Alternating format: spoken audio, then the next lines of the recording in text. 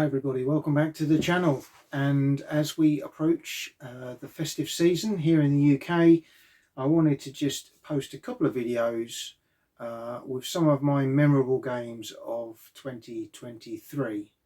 These will be board games and war games that me and the guys at the club have enjoyed over the course of the year.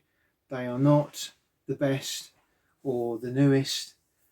They are just my games that I've enjoyed, in my humble opinion, which I'd like to share with you, both to point you towards some of the videos that I've already placed around these games, and just to share some ideas so you can go out and find out a little bit more about them. So for this video, I wanted to focus on my war games of 2023. And again, this list is in no particular order. It is just 10 randomly selected games that I thoroughly enjoyed throughout the year. So without further ado, we'll start with number 1, To the Strongest, War Games Rules for the Ancient and Medieval Period from Simon Miller. These have been out for some time now. Grid-based system, really fast play using either cards or chits, but no dice, which is great. It actually does play really well and does provide a very realistic feel with the chrome etc. in the game. Spoken to Simon many times over the past. Does some wonderful show games, big 28mm centerpieces. We actually play To the Strongest in 6mm. I've got various ancient armies that we play, and we have dabbled in some of the medieval period as well. So To the Strongest, I've had a couple of games of that earlier in the year. It's always one we pull out of the archive from time to time. Thoroughly enjoyable game. The second game on the list is one we played recently, Twilight of the Sun King. This one is from the Pike&ShotSociety. Again, a set that has been out for quite a while and had a recent reissue, new edition, with some updated rules. We played a Great North War scenario, but it does cover a very wide spectrum of history, and it's very much element based in terms of its approach. It does take a bit of getting your head round, but once you get around the initial mechanics, it runs very quickly and allows you to play very large battles on the tabletop, on a large table or on a small table as well, which is really good. So we played Great North War. We had Swedes versus Russians and Saxons, and again a very enjoyable game. So that's Twilight of the Sun King. At number 3, our game of choice probably for Christmas this year, it's WhatACowboy from Two Fat Lardies. You will have seen my recent video on our first foray into this, and we really did have a lot of good fun and laughs playing Western gunfights. So we're looking to finish off the year with a game of this in a couple of weeks' time. Highly recommended if you're into a Western gunfight and you just want a fun game to play of an evening with a group of people, which is not too heavy going. WhatACowboy is your game. So that one you can find via Two Fat Lardies through their website, and many other stores out there sell it now as well. The next game on the list at number 4 is Nevermind the Billhooks, the deluxe version from Andy Callan, originally published as a free publication with War Games Illustrated, and then a full issue of the game came out at the end of last year. We've played this quite a lot. Our 28mm Wars of the Roses, really enjoyed it. Again, it's a fun game with a bit of chrome. It's not too serious, but it does provide a really entertaining gaming evening. We've all been painting up copious amounts of 28mm Perry plastics.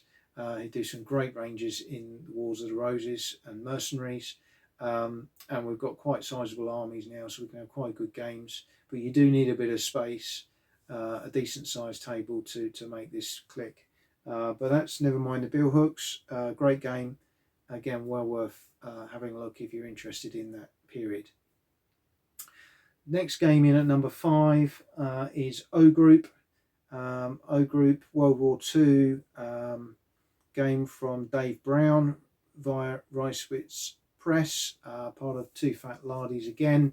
OGroup we've had a couple of games of this year using our 10mm armies, and this is a World War II battalion level game, if I remember rightly. I'm remembering this from my game, and again it's there's quite a lot of rules in there, there's quite a lot to learn, but the basic mechanics of the game, once you get your head around them, it moves along really quickly, and again does provide an amazing level of realism when you're engrossed in the game. So OGroup, Dave Brown, Ricewitz Press, well worth having a look.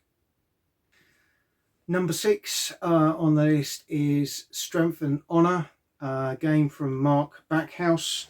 Again, I believe part of the Ricewitz Press stable through Two Fat Lardies. Mark has produced a really good game, ideally suited for very small scale, such as 2mm. Yes, 2mm. But they are actually very easy to put together and play. You could play it just with blocks or any other arrangement that suits. You do not have to paint 2mm figures.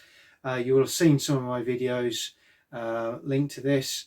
It's a fantastic game. It really plays well. It's fun.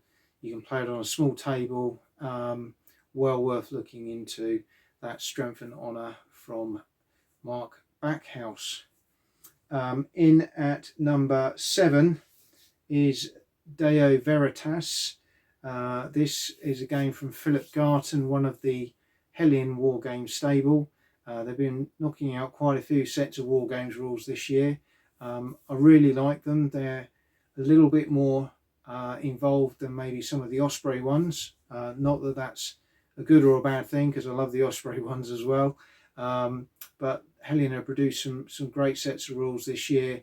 Indo Veritas has been out a little while now, to be fair, and I built some armies for that, actually in 2mm. But again, it's a really interesting system, and it covers quite a few periods. But the period I was looking at was around early 1500s. So Indo Veritas is a great game. It plays well. It has some really interesting mechanics. It's not too complicated, but there's lots of scope there to play different types of battles in different periods. At number 8, a entry from Sam Mustafa, one of my favourite rules writers.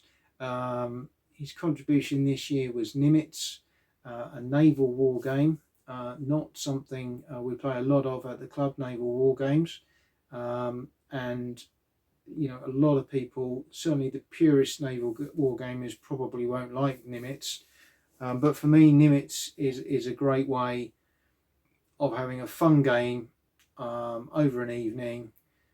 You can set it up really quickly because you don't need a lot of scenery. If you haven't got the ships, again, you can use counters or print them online quite easily, templates for ships. The rules work really well. They're good fun. They provide a bit of chrome. They're not too historically detailed. I appreciate for those of you that like detail, as I say, there are other good naval sets out there that will do the job for you. Nimitz probably isn't that one, but it has a great little campaign system built into it as well, and it's one again that we will probably go back and get out on the table on a regular basis. So that's Nimitz, Sam Mustafa, World War II naval game, but I believe online there are also some World War I lists as well now appearing for those of interest. Number 9 on the list is a game that I've waxed lyrical about for many years and played at the club for a long time, and that's Altar of Freedom from Greg Wagman of littlewarstv fame. Altar of Freedom, if you watch my video, explains everything you need to know about it.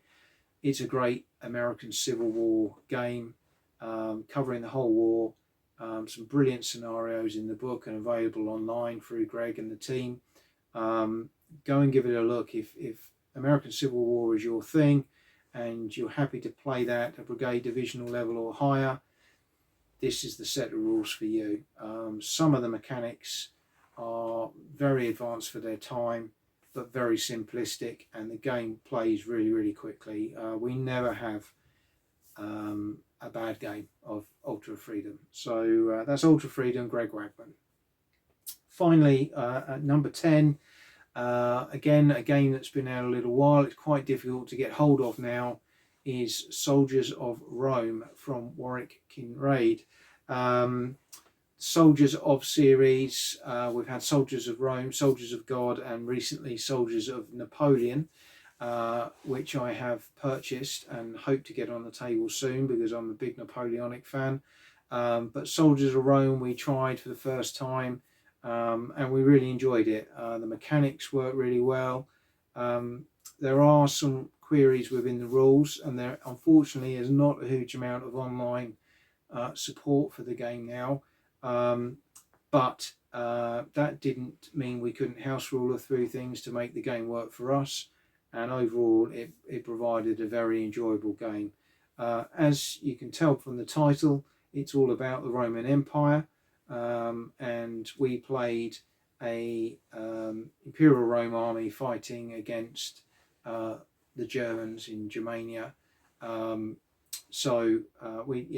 got a couple of different Roman armies and some Germans and ancient Britons and things like that. So we have quite a lot of fun with those sorts of games. But that's Soldiers of Rome, Warwick Kinraid, again, a really enjoyable war game.